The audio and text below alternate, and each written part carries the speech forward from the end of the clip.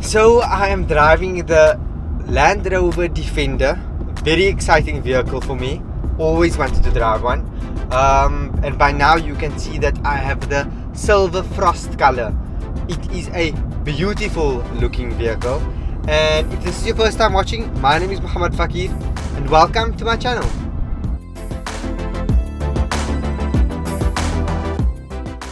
Yeah, so far you've seen this vehicle. It's a mixture between outdoors as well as city, because the Defender can do both, especially since the new look of the vehicle over the past 3 years. The Defender, which I'm driving, the Defender X, costs around 1.7 million rand. So it's not of the most affordable vehicles, but Land Rover, of course, is not. The Defender specifically, especially the X, is not looking at affordability but more capability.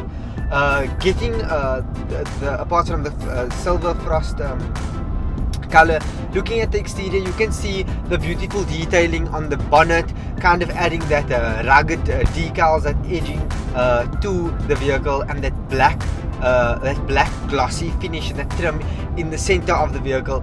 It's really beautiful. This car just screams class, screams edge, premium, luxury, and also, you know, a Defender, it can definitely fend for itself, whether it's outdoors or on the city roads as I am now.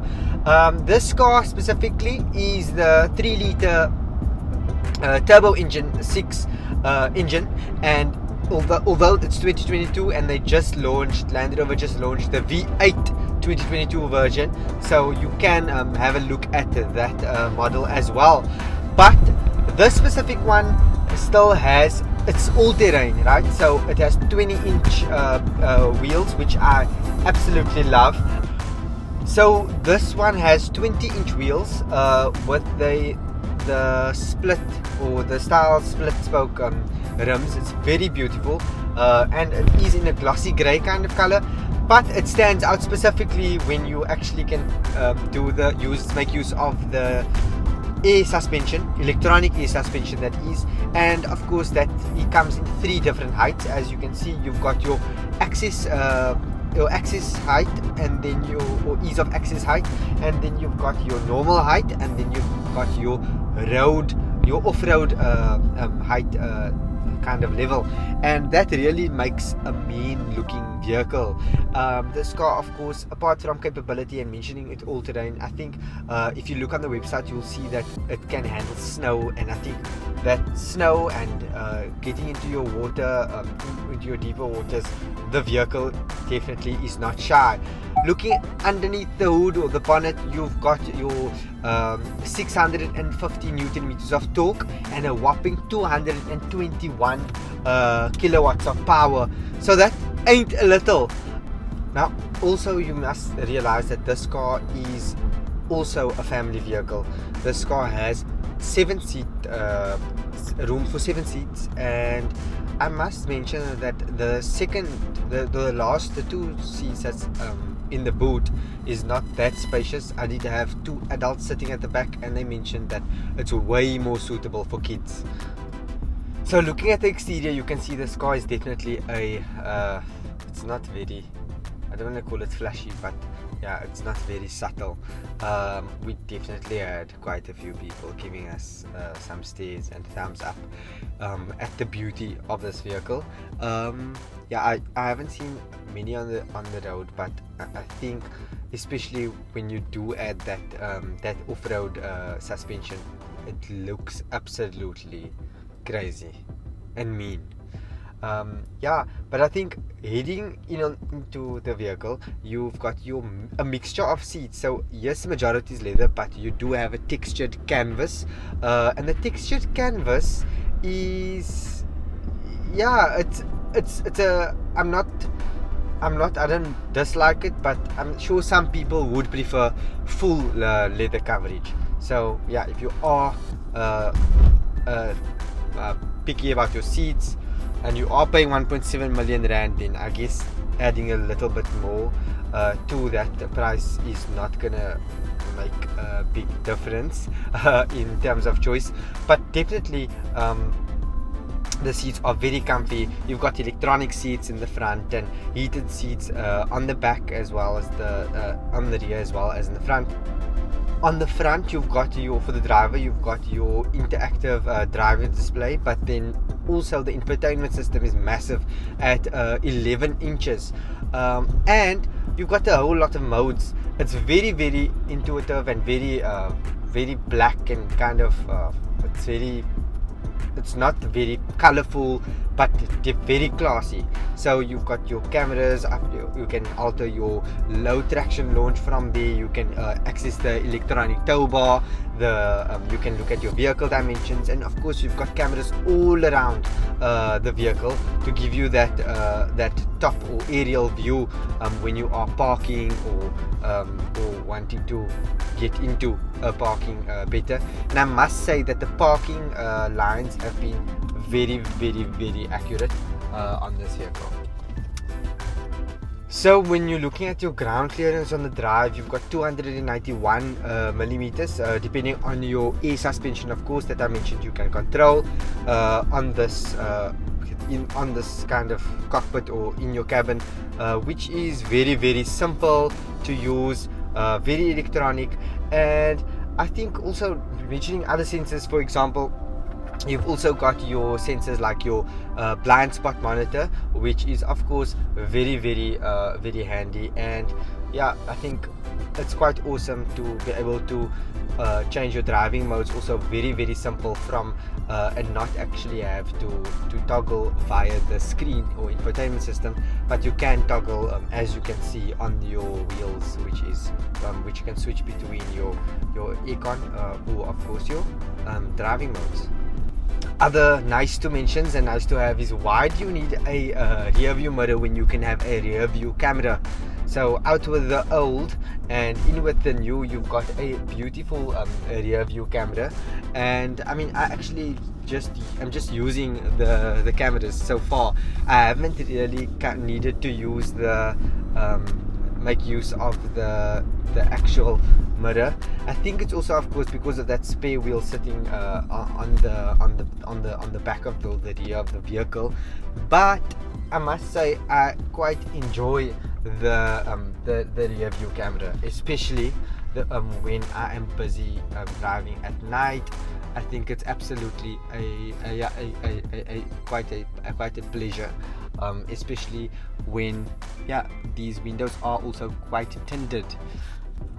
This vehicle of course has a beautiful panoramic display or sunroof, and of course it's a major bonus. So yeah, the car is of course really, really a hit during the summer, and I guess you just keep it shut during the winter, especially in Cape Town. The popular or familiar feature of having the daytime running lights, which are circular in the front of this vehicle, are definitely an eye catcher. Also with capability, apart from the air suspension that I've mentioned, you also have you can configure the terrain manually depending on which one you want, and then the easy terrain response, which is the version 2 Land Rover offers. And I think this car is also emphasizing safety when you look at the fact that there are 6 airbags. Yes, I said 6, and it includes your driver and your passenger, as well as like the east side curtain. And I'm not exactly sure where the thorax is, but there is that as well.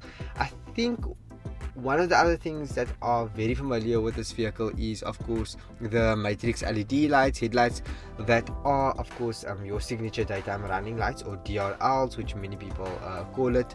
And yeah, I think the fact that there's so much storage also with this car is really cool.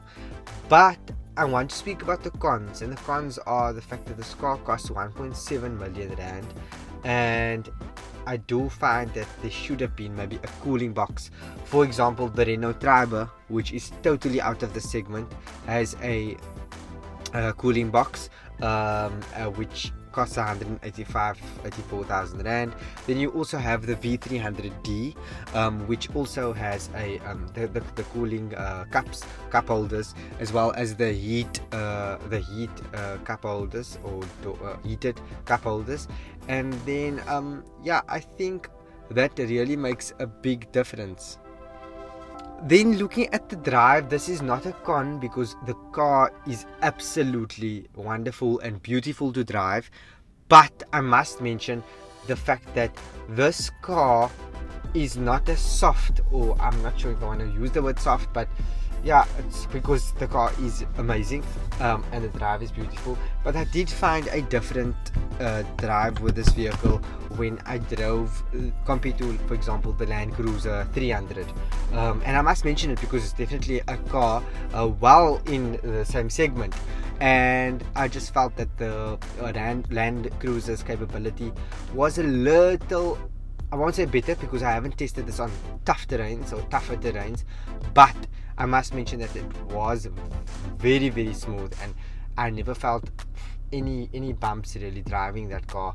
And not saying that this car is specifically bumpier, but I would say that it's more of it's a harder drive, but very, very firm, very, very smooth still. But it does definitely give you a more rugged feel. But the quality of the drive is spectacular. So there is cabin lighting, and yeah, that definitely reminds me of the more premium vehicles, especially when you're looking at 1 million and up. The car is definitely gives you that luxe premium feel, especially looking at those bold details in the doors, which I absolutely am a major fan of. Gives you that rugged edge of the vehicle, and then also bringing in that natural texture, for example with the wooden handle and the wooden panels or other details within the cabin. Yeah, there is of course an armrest in the back and ISOFIX for your vehicle, so this is definitely a family vehicle if you'd like. But the Defender definitely aces. It checks all the boxes in terms of off-road capabilities, being a luxury premium a vehicle for any families, or if you are wanting to be outdoorsy. And yeah, what can I say, it's definitely a car for someone that of course has the budget, but also wants every checkbox ticked. Yeah, maybe that's why Hailey Bieber has one. So if you like this video, don't forget to like it, click on the thumbs up down below, subscribe to the YouTube channel, and I'll catch you in the next one.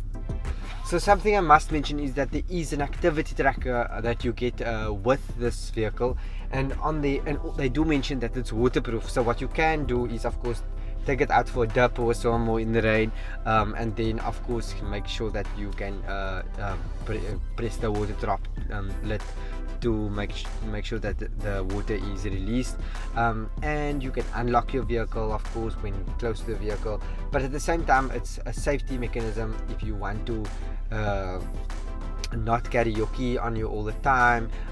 It's just added benefit of course with this vehicle, and yeah, definitely a nice edge and personalized experience to the Land Rover purchase.